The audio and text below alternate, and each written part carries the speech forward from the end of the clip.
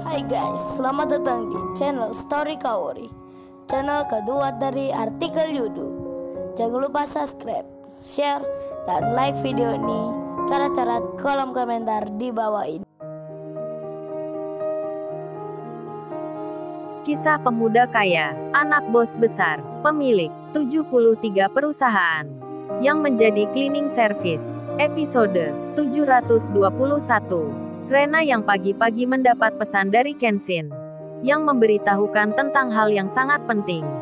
Si Rena terkejut jadinya, mendapat berita yang tak disangka. Anak temannya yang menghilang, terlihat bersama Kenshin. Segera si Rena memberitahukan pada temannya. Rena langsung menelpon Natalia. Natalia mengangkatnya, dan langsung ia menyapa. Rena lalu berkata, "Halo Natalia, ada yang penting ini aku mau kabarkan. Barusan aku dapat berita tentang Narnia." Natalia pun langsung menyahutnya. "Apa-apa Rena, yang benar itu Rena.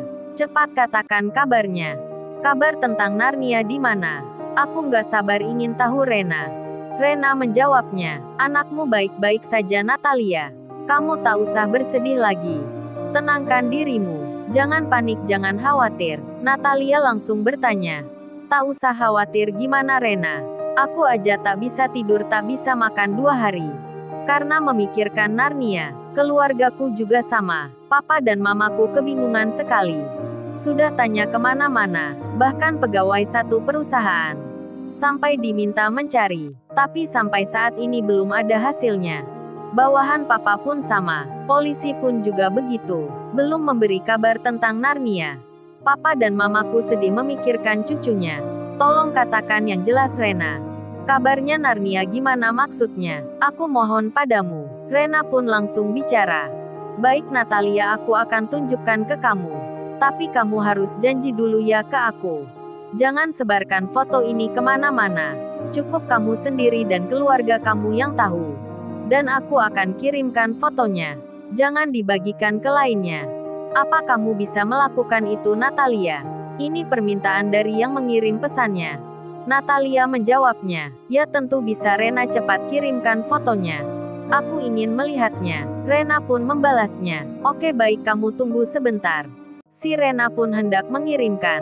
Tapi ada yang terlihat di bawah foto itu. Sebuah file dokumen yang baru disadarinya. Rena membukanya. Tapi tak bisa terbaca di handphonenya. Rupanya sewaktu Kenshin mengirim fotonya itu, tak sadar file rekamannya ikut terkirim pula. Dokumen dalam bentuk format yang lain. Tak terbaca di handphonenya Rena. Lalu si Rena pun memindahkan di laptopnya. Diubah ke dalam format yang biasa. Terkejut sekali Rena jadinya. Melihat video Kenshin di dalam suatu tempat. Rena terus melihatnya. Menyimak dengan seriusnya. Hingga ada seorang wanita yang bicara. Mengolok-olok dan menghina Kenshin. Terus-terus Rena menyimaknya. Sampai Kenshin diancam-ancam. Bahkan akan dihilangkan. Rena marah-marah sekali. Emosi-emosi mendengarnya. Kemudian terlihat Narnia, anaknya Natalia, dimasukkan ke tong sampah. Bersama anak kecil lainnya. Rena pun mengerti. Kenshin sedang menyelamatkan anak-anak yang diculik. Tak berselang lama kemudian, terdengar suara tembakan. Dor dor dor, dor dor dor. Suara Kenshin pun terlihat menahan sakitnya. Rena langsung menjerit di kamarnya. Takut-takut dirinya. Panik dan khawatir dibuatnya. Karena Kenshin ditembak orang. Rena pun langsung tersadar jadinya. Ternyata luka Kenshin yang ada di tangannya adalah luka karena tembakan. Sementara itu handphone Rena berdering terus. Natalia menelponnya berulang-ulang.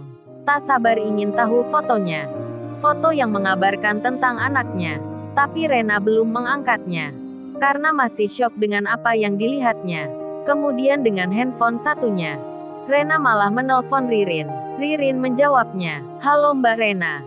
Selamat pagi, nih ada apa ya telepon? Aku siap menyimaknya." Ririn tersenyum dilihat Iwan yang lagi makan gorengan. Rena pun membalasnya, "Oh ini Mbak Ririn, aku ada kabar penting. Mengenai Mas Kenshin yang ditembak orang." Ririn kaget sekali mendengarnya. "Apa-apa Mbak Rena? Kenshin ditembak siapa? Kenapa Kenshin ditembak? Keadaannya gimana sekarang?" Ririn jadi khawatir pula. Panik-panik juga dirinya, Iwan yang mendengarnya, sampai gorengan yang akan dimakannya terjatuh karena kagetnya. Rena pun langsung menjawabnya. Oh bukan itu maksudnya Mbak Ririn. Tersadar Rena akan ucapannya. Terlepas begitu saja, dan si Rena lalu bilang, oh ini Mbak Ririn aku mau tanya. Apa ada temannya yang kehilangan anaknya? Aku dapat pesan dari Mas Kensin. Anak yang hilang itu lagi bersamanya. Sudah ditemukan baik-baik saja. Ibunya harap jangan khawatir. Itu pesan dari Mas Kensin. Ririn pun menyahutnya. Iya Mbak Rena ada anak temanku bernama Wati. Yang kehilangan anaknya bernama Michi. Tapi Kensin kok tahu ya? Kalau Wati kehilangan anaknya, padahal aku dan Mas Iwan belum cerita. Si Rena pun menyahutnya. Oh gitu ya Mbak Ririn. Kalau gitu aku kirimkan fotonya. Untuk sementara, jangan sampai banyak orang yang tahu. Cukup temannya Mbak Ririn saja yang melihatnya, agar tak khawatir dengan anaknya.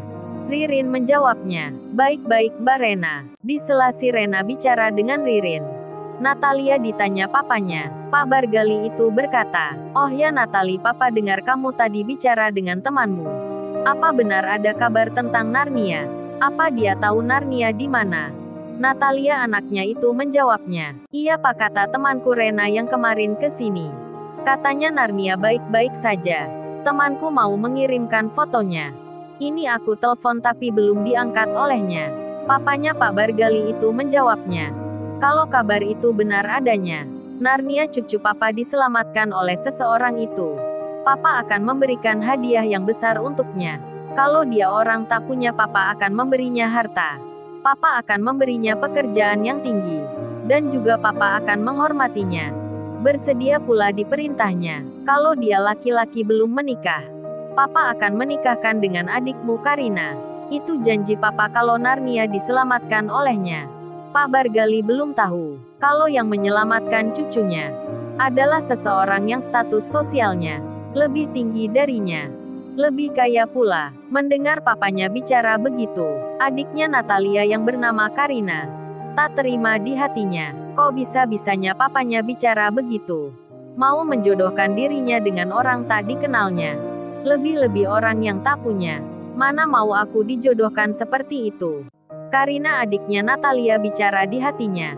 Dirinya nanti akan menolaknya. Meski laki-laki itu menyelamatkan keponakannya, Karina lebih baik memberinya uang saja. Jangan sampai dijodohkan dengannya. Karena Karina adiknya Natalia itu sangat tak mau punya suami yang tak punya. Hingga Natalia menelpon temannya. Akhirnya diangkat oleh Rena. Natalia berkata, gimana aja kamu Rena? Dari tadi aku telepon gak lu angkat-angkat. Katanya mau kirim foto. Malah 30 menit aku menunggumu. Pembicaraan itu di handphone Natalia. Dalam kondisi loudspeaker yang menyala. Biar keluarganya bisa mendengar semua. Tentang berita Narnia yang dikabarkan temannya. Kemudian Rena menjawabnya. Maaf Natalia teman baikku. Bukannya aku tak mengangkat teleponmu atau menundanya. Tapi barusan ini aku melihat video rekaman yang sangat penting. Tentang penyelamatan anakmu. Kamu tak akan menyangka Natalia. Kalau anakmu diselamatkan oleh seorang pria. Seorang pria yang kerjanya cleaning service. Anakmu dimasukkan tong sampah. Untuk dibawa keluar dari penculiknya. Pasti kamu tak tega melihatnya. Tapi ini aku baru melihat rekaman videonya. Sangat-sangat mengerikan sekali. Kamu harus berterima kasih nanti dengannya Natalia. Pembicaraan itu terdengar oleh satu keluarga di situ. Papa dan mamanya Natalia, suami dan keluarga besarnya Natalia. Semua pun mendengarnya. Tapi Natalia dan papanya Pak Bargali itu mengira cleaning service itu seseorang yang lain. Hanya pekerja biasa, yang tak mereka kenal sebelumnya. Mereka lupa tentang Kensin. Karena lagi kebingungan saat ini.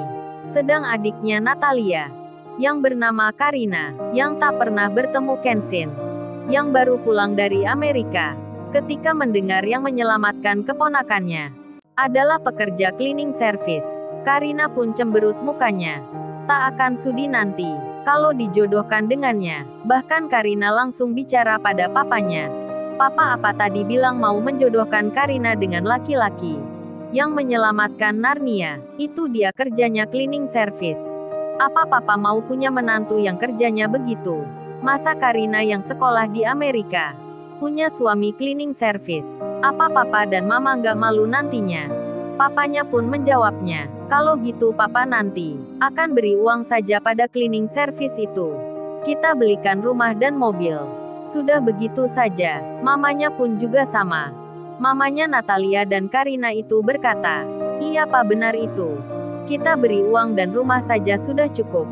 Tak usah dijodohkan dengan Karina. Tak usah juga papa menghormatinya. Bisa jatuh harga diri papa yang seorang pimpinan perusahaan. Pak Bargali pun setuju. Setuju dengan perkataan istrinya.